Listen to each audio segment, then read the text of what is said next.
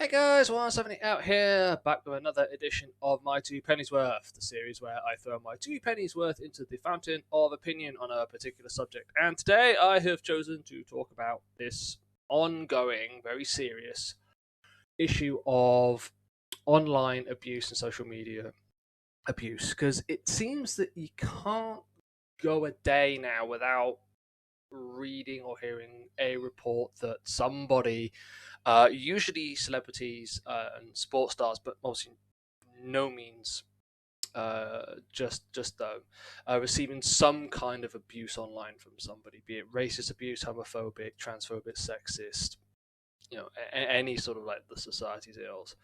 And there is increasing pressure, increasing calls on social media companies to do more to combat this. It seems that they very much a perception that they're not doing enough, and in fact, maybe even profit off this kind of abuse on online.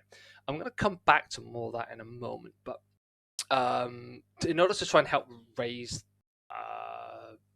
sort of awareness and put pressure, many sports held a boycott slash blackout of social media over the UK May bank holiday weekend, or I should say May UK bank holiday weekend. Probably May is not exclusive of UK thing. Anyway, where they basically did not post anything. And got to remember, some of these teams and some of these sports stars were playing. They had events going on over that weekend, but they did not do anything on social media. And this was designed to try and raise awareness and try and bring, add a bit of pressure to social medias. Now, that initiative I think was largely symbolic, but a lot of actions start with just these kind of symbolic acts. So anyway, I'm digressing already.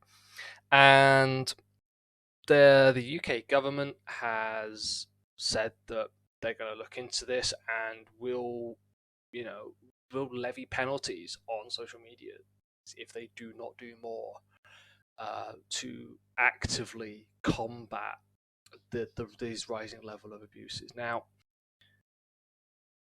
yes, there is absolutely more social media companies can do, and I'm going to detail a little bit later on as to what I think their role in combating this specifically is. But they are not the only ones that need to do something about this. And because this is not a uniquely online phenomenon, racism and homophobia, transphobia, sexism, misogyny, as I said, real of any society else, have existed long before the invention of the internet. It's seeming like that these are ills that we have had as a society pretty much since we became a society, pretty much since um, modern man emerged. And you could probably argue that maybe these sort of things existed well before then.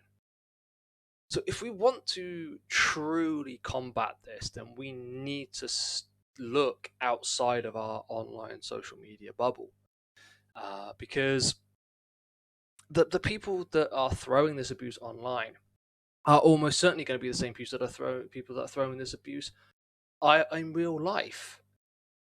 There seems to be a perception that, and to the fact that it's used as an excuse, it's like, oh well, it's the internet. So what does that mean? The internet is not some disembodied consciousness of its own. It is people, real life people like me, sat here, behind keyboards. Now, just that very statement, behind a keyboard, sort of gives an idea as to the level of protection that the internet affords these people who want to engage in this type of behavior. And I think, again, that's part of something that needs to be addressed. But again, that goes beyond social media online. But it is real life people. And if you look outside the internet, you can see all of these ills affecting society outside of the internet. I mean, you just look at homophobic, racist, transphobic graffiti and slogans sprawled all over the place. the level of anger that there is in real life. Just coming back to, if you look at when people coming out of lockdown, the level of abuse that employees of companies face. It's like it's not their fault, yet they're the ones that get it when they tell people, you've got to wear a mask. We haven't got enough of this in stock, and people just lose their minds. They just got the level of anger that's there and vitriol that's then hurled at these people. Those people hurling their vitriol, as I said, are the same people that are doing it online. So this has to be, for this to be truly beaten, we have to take a much wider sort of view on cracking down on racism and transphobia and homophobia and sexism, and all these society's ills. We then sort of start with a very, very basic fundamental question of how the hell did we get here?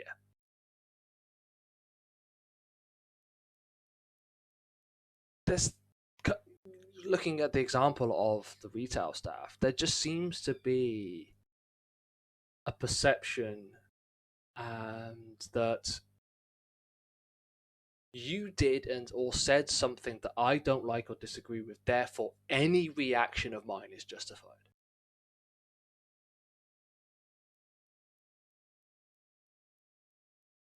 And we need to understand how have we got to this mentality? How has this mentality seeped into public consciousness? They said that, yeah, you did that, therefore any reaction of mine now is completely justified. What has happened to make people think that is right, that is okay, that is an acceptable stance to take? It's like moderation has just gone out the window when it comes to how we react to things. Now, maybe you can thank the internet for the internet for that, or again, the way the internet is made up and the level of anonymity that it affords. That's how, and that has transferred into in real life. But we need to tackle that. We need to tackle the perception that I can say anything I want, which is another thing I'm gonna you hear a lot. It's like, well, I can say what I want. Yes, so can I. But I don't want to hurl racist and homophobic abuse at people. So why do you want to do that? What is it about people's upbringings and experiences and education that has led them to go, yes, I want to do this. This is a good thing to do. Because it's all in there as contributing to the cause.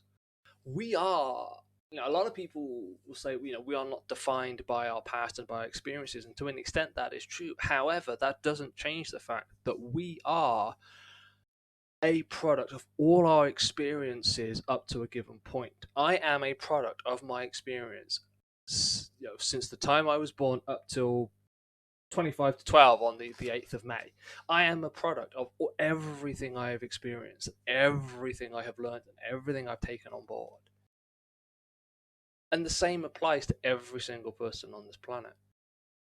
So what is it about their experiences and knowledge and education that has led them to this point?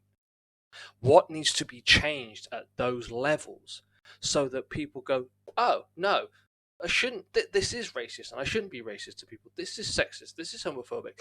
Women and the LGBT community and people of color are not lesser beings, for the want of a better phrase. I know I've probably phrased that really badly, but they're not lesser people because of those aspects. And therefore, I should not treat them any differently than I would treat anybody else. Treat them how you would want someone to treat you, sort of thing. Where we have to tackle that. I mentioned education and upbringing because I sort of look back at my own upbringing, and my dad was in the army, so he spent a lot of time away. So my mum spent a lot of time raising my sister and I on our own. How different would my life have been had my dad not been in the army and not been away? Would I be a different person now? Would I therefore have differing views and different attitudes to things? Would I have a different viewpoint, a different attitude had I not met Sarah and had I not married Sarah and spent the last 10 years with her? I guess you'd have to answer the question to that answer. The answer to that question would have to be I don't know, but I'm pretty convinced I would be. I would not be who I am now had I not gone through everything that I have over the last 39 years.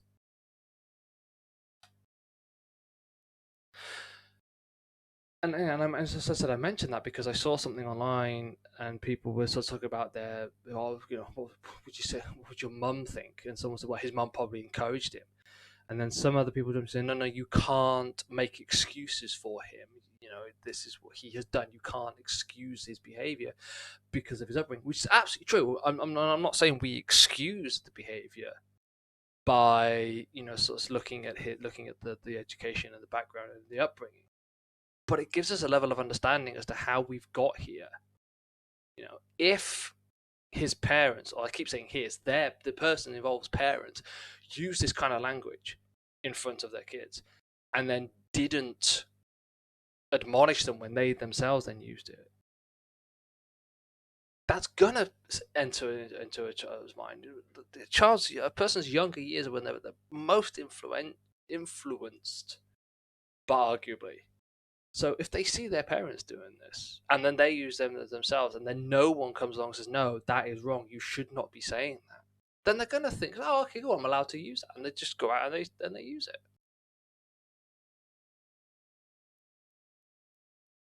So we have to tackle that very, very fundamental upbringing to start to get an understanding as to how we've got here, and then we can start addressing it in terms of well, basically, get it addressed.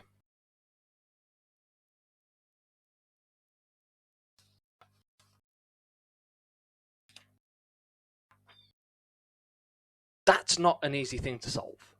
We're talking about, in some cases, a very fundamental change in the way people approach these things.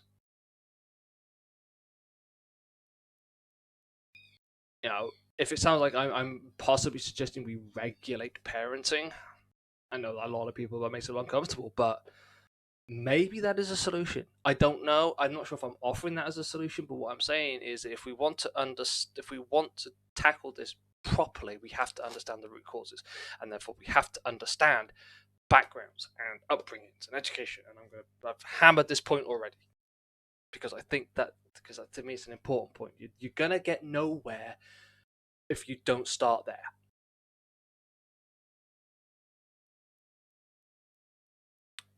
Because that is where it all starts. Now, maybe a part of the problem as to why it's been going on because people don't want to do that. They don't want to understand it. They don't want to tackle it. They don't want to start at that level, which is probably why we still have this problem. Some people do want to be assholes, absolutely. Some people are bad parents, absolutely. But if we could begin to understand that, then we understand this at the underlying causes, we can then begin to tackle the root cause of the problem. Or at least try to. Maybe there isn't. Maybe in that regard, there isn't a solution on that one. Human beings, for whatever reason, many of them are innately assholes. I don't know. Maybe you can change. Yeah, I'm talking about possibly changing the fundamentals of human nature.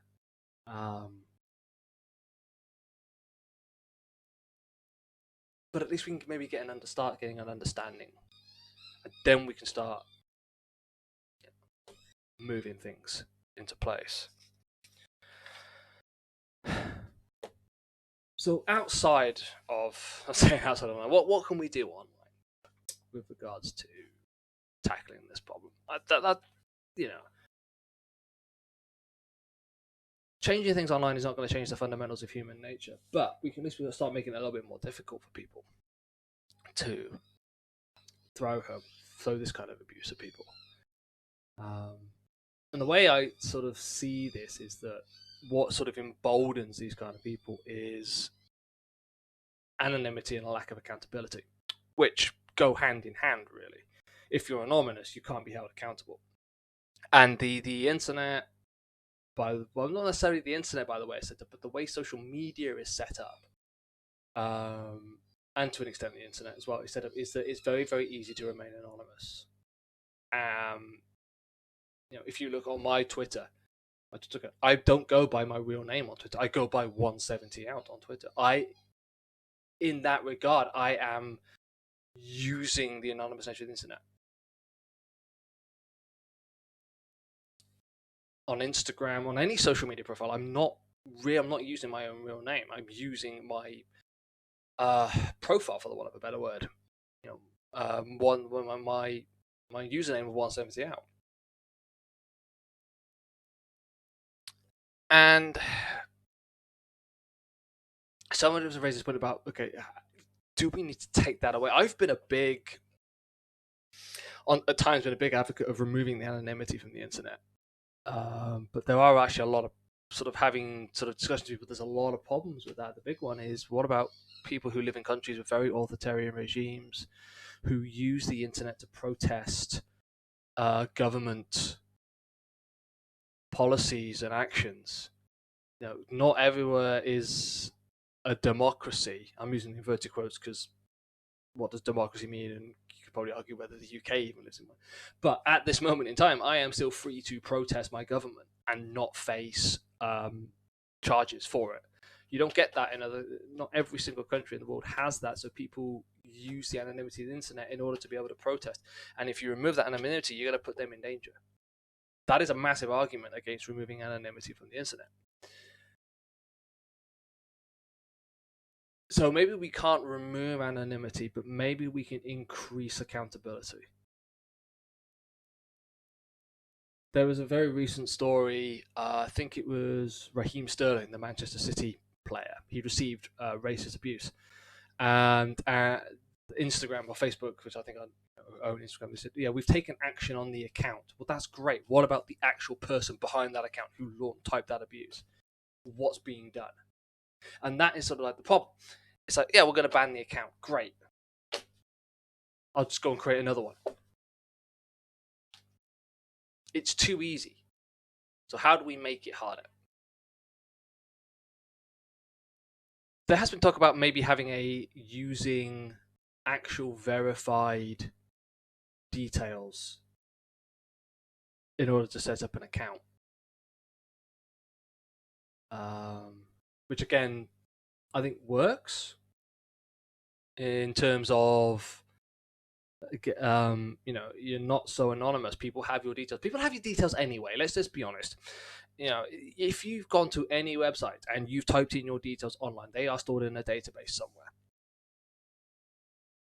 So if there was a central location of which your verified details were linked to your social media accounts, if you then send out racist abuse, you can then be tracked, and then it can be passed to the authorities to then come and do something about it.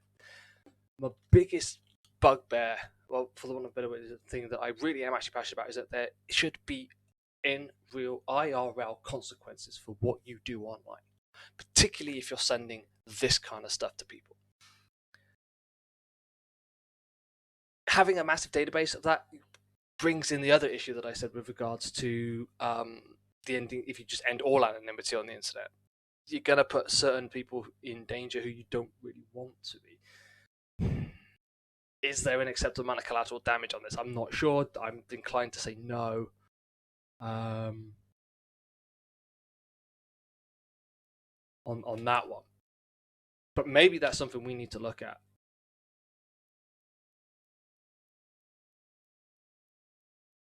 What I actually think, and as I've been thinking about this, what there needs to be, I think, is a concentrated effort for everyone involved in the internet to work together. So platform holders, in terms of like social media companies, ISPs, other like software providers that deal with things like VPNs, Because the great thing about the beauty of a VPN is that, yes, it's encrypted traffic. Encrypted traffic keeps you secure, stops, among other things, like man-in-the-middle attacks and people hijacking your sessions. But you're still not completely anonymous because you have to sign up to an account. And therefore, the provider of that will know what IP address you've been assigned via your VPN at any given time. ISPs do have logs of which account and therefore which address has which IP at any given time. It's not easy to get that information afterwards because you've got millions of people on the internet and millions of IP addresses, but it is doable. It must be doable because people have tracked down others who have sent this racist abuse, and the police have got involved. So it is possible. We need to make that process easier. I think the only way you make that process easier is that companies work together. Someone posts abuse on social media. Okay, so the social media account has got the IP address. Right, this IP, we know who the IP address belongs to because we could just do something like a who is lookup. They do a who is lookup. They go, oh, okay, this belongs to. Oh, okay, actually, they were using a VPN. Which VPN were they using? Okay, they were using ExpressVPN for the one just pure.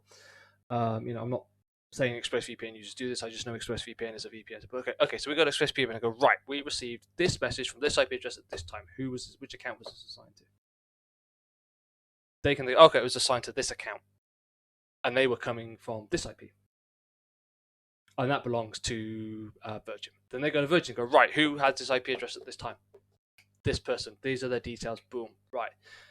That sounds very long and very convoluted, but short of having a central database where all of this is in place in terms of like social media accounts, names, addresses, dates of birth, having been verified using identification, short of that, that is the only way I can do it. And it has been done.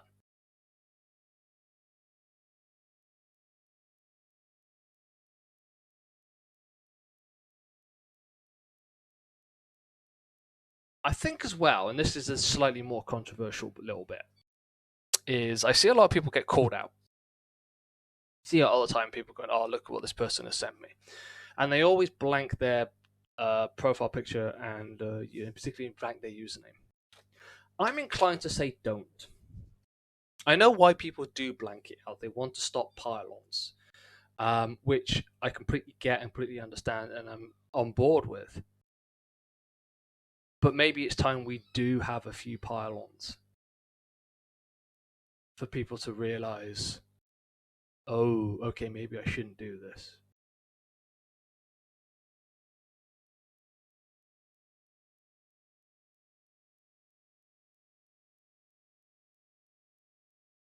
Those are just a couple of things that I've been thinking about regards to this issue. To wrap it up, really, I think this is not a purely online problem. And if you treat it as such, you will never solve it. I think our online aspect of our lives has become so much a big aspect of our lives now that I don't think you can actually, it's not online, offline lives, it's life now. And that's why there should be consequences. There's consequences for what you do. There should be consequences for what you post online. Just how we achieve that is the sticking point. Because I think there's going to be the database thing's going to have collateral damage. The working together of everyone. Oh, there is one other thing as well. Yeah, there was one more thing as well that I wanted to raise with regards to what possibly could be done. And that's this concept of ban from one, ban from all, which you see a lot in pubs and clubs, where the basic concept is if you are banned from one pub or club in an area, you are banned from every single pub and club in that area, regardless of whether you did anything in any of it or not.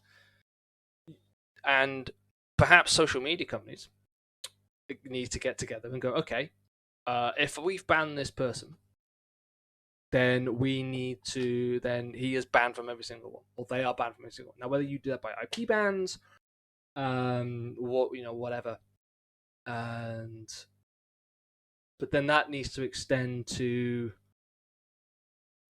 maybe extend to the providers. There's so many ways round it. But my in my brain, I'm going, okay, there are ways around it. Make them do it. Make them have to take those routes round. If you ban their IP from every single social media platform, and so they have to go to a VPN, use a VPN, then make them do that. And then hopefully those VPN companies who are part of this scheme will go, no, hang on a minute, that IP address, we know that IP address is banned, right? We're going to stop that IP address from registering on our service, so that they can't then get around the social media. Or they'll lose our service, but we were going to block the social media accounts that this IP can use. That's now, don't get me wrong, that is a massive, massive, massive undertaking. I'm not an expert in IT by any stretch of form, but I think I feel I know enough about it, having been in the industry for 20 years, to understand that that's possible, but it's freaking hard work to do, and it's require a lot of people working together to make that done. That's my 26-minute monologue on why this online abuse is not an online problem, and because that's like a couple of ideas on where I think we might be able to tighten things up and improve things generally. Let me know what you think in the comments below. Is having a central database the way to go, even though there's, as I said, potential collateral damage? Do we need to just get all these companies working together to tackle this sort of problem? Let me know in the comments below. I will see you in another episode of Two Pennies Worth. Thank you everybody for watching. Bye bye.